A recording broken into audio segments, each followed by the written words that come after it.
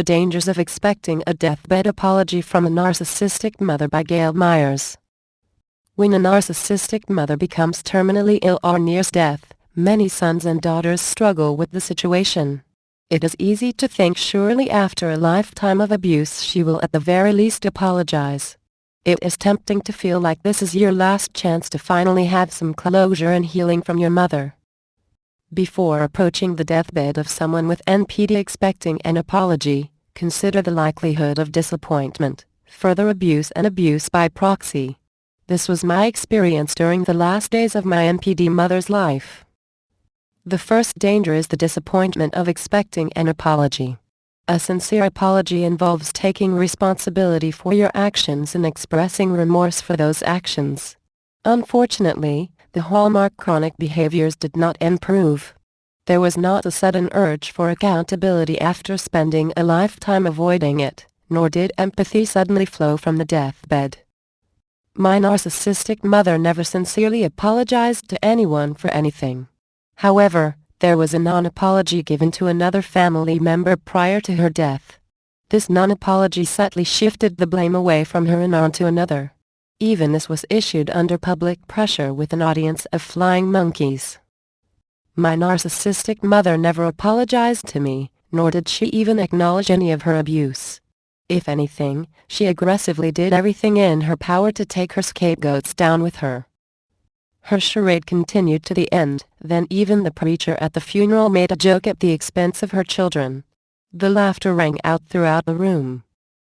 While psychiatry considers NPD a serious disorder, Christianity would clearly consider it a grave spiritual condition. The consistent, enduring hallmarks of pathological narcissism line up nearly perfectly with what the pastor's faith would call evil. The preacher displayed a lack of discernment regarding the narcissist he knew for decades, as well as a lack of class by making us the butt of his public joke at our mother's funeral. The whole room laughed, letting the scapegoats know the extent of the narcissist mother's facade, gossip, lies and manipulation. The second danger of expecting an apology is that it sets you up for more narcissistic abuse. While your defenses are down, thinking surely there will be an apology and merciful closure before saying goodbye, the predatory nature of pathological narcissism remains. Do not make the mistake of attributing normal human emotions to a narcissist or expect them to do what you believe you would do in their situation. My mother's actions clearly demonstrated that while making amends was the furthest thing from her mind, attempting to make sure the truth was not revealed or believed after her passing was a top priority. She was manipulating right up to the last moments of her life. Being a target in the past did not improve during the 2 years of terminal illness, but actually escalated.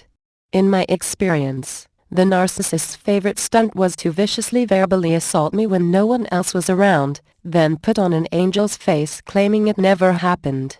She continued pulling this stunt during her terminal illness. So protect yourself by never being alone with a family member with narcissistic personality disorder. Bring someone with you who has not been caught in the sticky web high levels of pathological narcissism creates. The third danger of expecting a terminal narcissist to apologize is it sets you up for more narcissistic abuse by proxy. Unfathomable to some is the narcissist using the deathbed to orchestrate her last grand performance as the puppet master.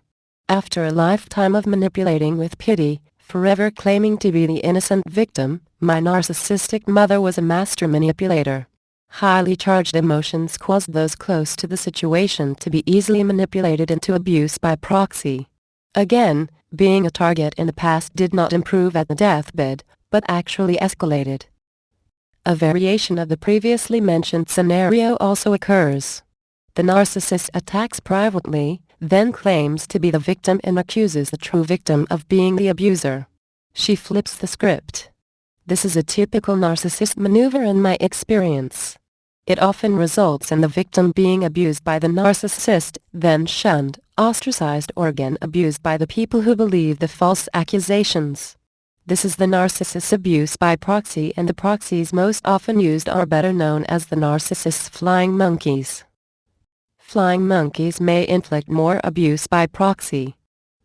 When a parent passes away, it can be an extremely stressful time. In the toxic family, no one deals with stress very well or in a healthy manner. Instead, they often fall back into old, abusive patterns as their toxicity comes shining through. This was the case when my stepfather died, as well as when my mother died. My alcoholic pedophile stepfather died many years ago, not long after I completed 3 years of sexual abuse therapy. At this point, I had been out of the house nearly a decade and had not been in physical fights since leaving the jungle. I was healing from the sexual abuse, but it was all still pretty fresh. So a few days after the funeral, my mother began singing his praises to my 2 sisters and myself. She was intentionally going on and on, blatantly trying to aggravate me. In my opinion, what she was really angry about was that I had told the truth of the abuse. As is the case in toxic families, the abuse itself was not the problem. Telling the truth about the abuse was considered the problem. This forced her to have to leave him a year earlier and get a job.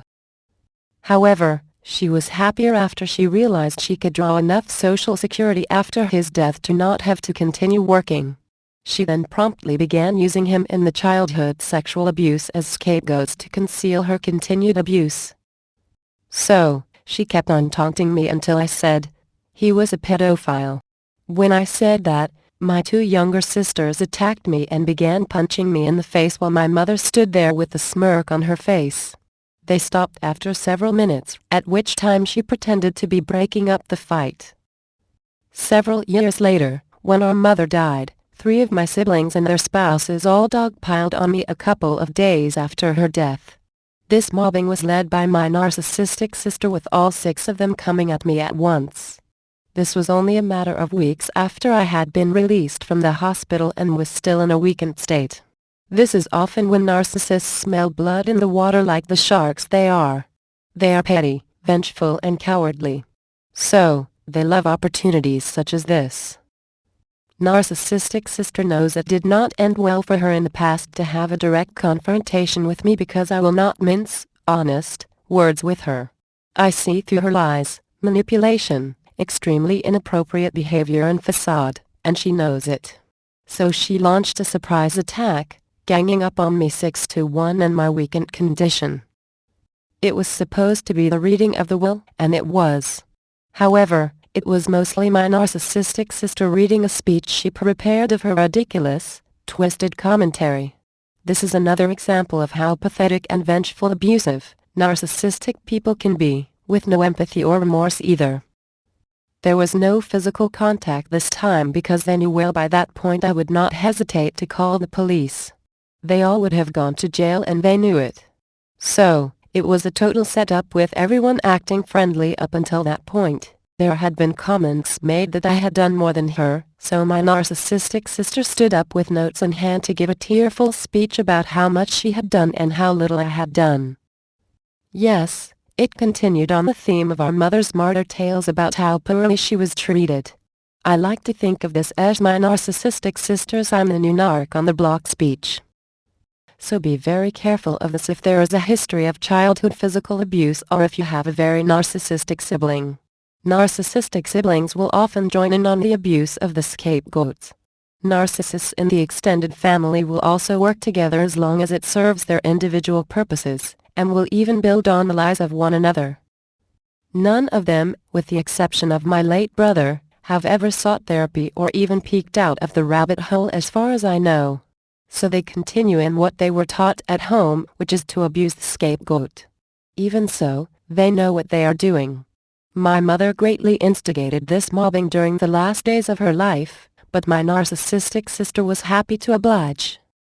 I had been no contact with narcissistic sister 4 years after telling her what I thought of her consistent narcissistic behavior. Just like our narcissistic mother would do with people, my narcissistic sister saw this highly emotionally charged situation as an opportunity for revenge because I confronted her years before about her narcissistic behavior. How dare anyone expose a narcissistic person? Narcs do not appreciate that, at all. This mobbing also drew attention away from the fact that she barely had anything to do with our mother for several years prior to her illness. Thankfully, in the years that followed this stunt, every one of her siblings saw through her treacherous shenanigans enough to back away from her. This many years later, I have been no contact with the whole bunch. I can honestly say I have never gone no contact with a flying monkey family member and ended up regretting it. Virtually without exception, they reinforced the fact in my mind that no contact was the right choice, just as my narcissistic sibling did here. Narcissists in a family will often gang up to tag team a scapegoat, which allows the narcissistic mother to inflict even physical abuse, then put all the blame on the children as if she had nothing to do with it or was trying to stop it. The look on her face and in her eyes always betrayed her and revealed the truth. It was like an evil little smirk and glimmer of satisfaction that could easily be missed by someone who does not realize they are dealing with such a treacherous person. Whether or not to visit the deathbed of a terminal narcissistic mother is a personal choice we each must make for ourselves. However, the expectation of an apology is nearly certain to end in disappointment. If you have been a target in the past, lowering your defenses in anticipation of a deathbed apology may very well expose you to further direct abuse or abuse by proxy. Never being alone with the abuser and taking an appropriate person with you if you do decide to visit are practical ways to protect yourself.